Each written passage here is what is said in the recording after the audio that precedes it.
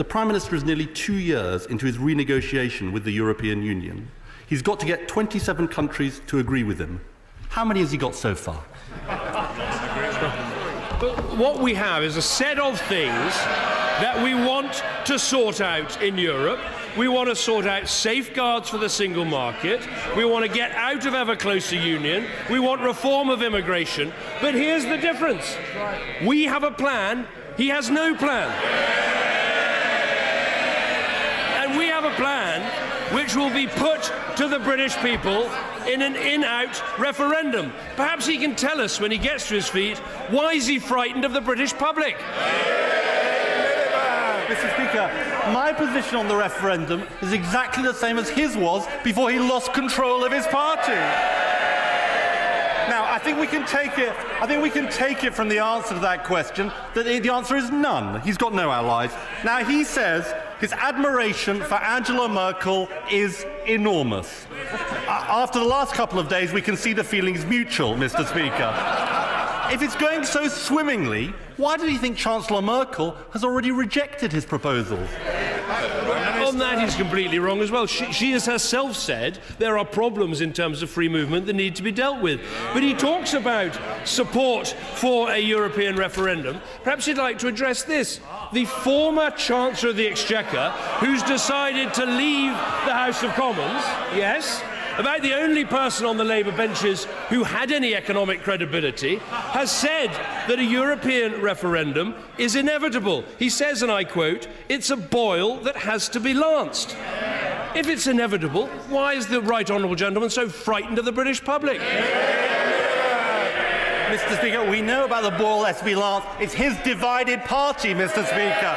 Now, he should listen to what his own MPs are saying. The honourable member for Basildon and Billericay, the one who hasn't defected yet, he says vague promises about a better deal for Britain will not wash. They know his renegotiation is going nowhere.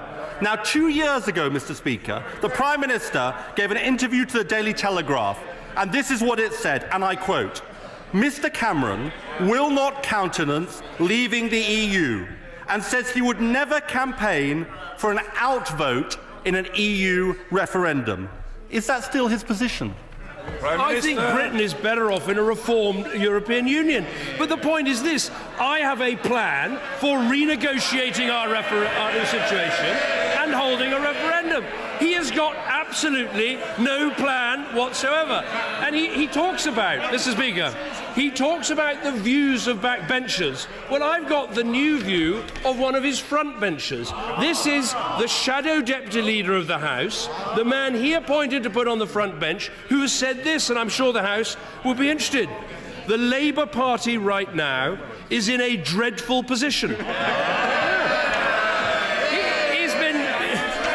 Member for Dunfermline. He's been silent for too long.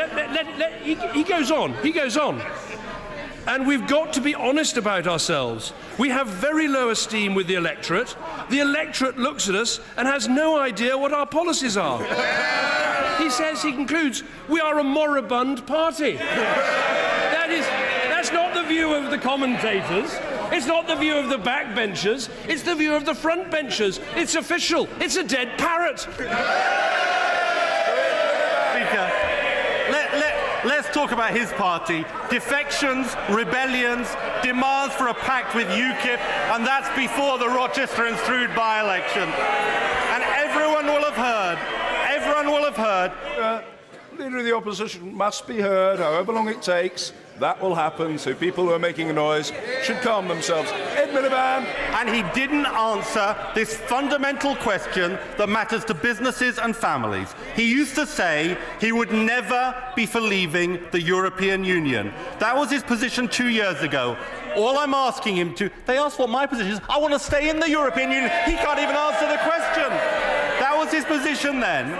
I'm just asking him to repeat the same words as he used then, that he would never campaign to leave the European Union. Yes or no?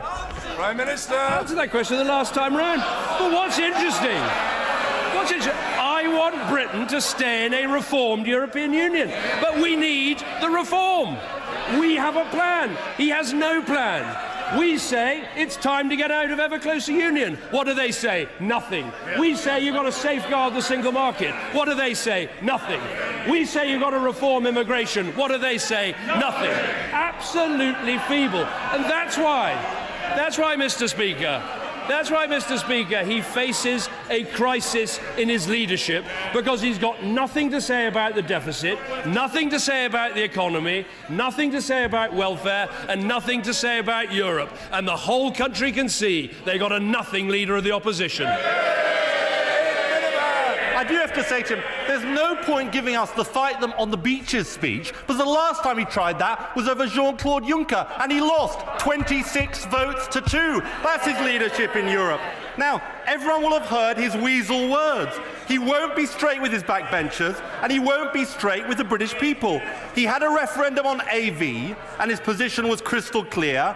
He was for no. He had a referendum on Scotland, and his position was crystal clear, no. He wants a referendum on the EU, no ifs, no buts. Is he for in or is he for out? He's asking me about a referendum that he won't support. The Labour Party is so chicken when it comes to trusting the British people. It's a completely unbelievable position. We say, renegotiate, hold the referendum, the British people make their choice. He won't even support a referendum. Now, he also says we should listen to backbenchers. Maybe you should try listening to the honourable member for Dudley North, who on immigration said this. Let's be honest about it. If you make a mistake, you should say sorry. So let me ask him again. Why won't you have a referendum, and will you apologise for the mess on immigration? Speaker, British business will be holding their heads in their hands about a Prime Minister who cannot say that he wants to stay in the European Union. His renegotiation is going nowhere. He's caught between his backbenchers who want to leave and our national interest that demands we stay. That's why on Europe, he daren't say yes and he daren't say no. He's a don't-know Prime Minister. I'm afraid, Mr. Speaker, this is what happens if you write your questions before you listen to the answer. I couldn't be more clear. I want Britain to stay in a reformed European Union. And unlike the party opposite, we have a plan to get that reform and hold that referendum. But, Mr. Speaker, this comes at the end of a week when the last Labour Chancellor has said the Tories are right over a referendum. It comes at the end of the week when the Shadow Deputy Leader of the House has said Labour is in a dreadful position. And it comes at the end of a week when even John Prescott has said they've got a problem and that they can't communicate in English. That is the case. That's it. When you get a lecture from John Prescott on the English language, you're really in trouble. Everyone can see it. A leader in crisis, a party with nowhere to go.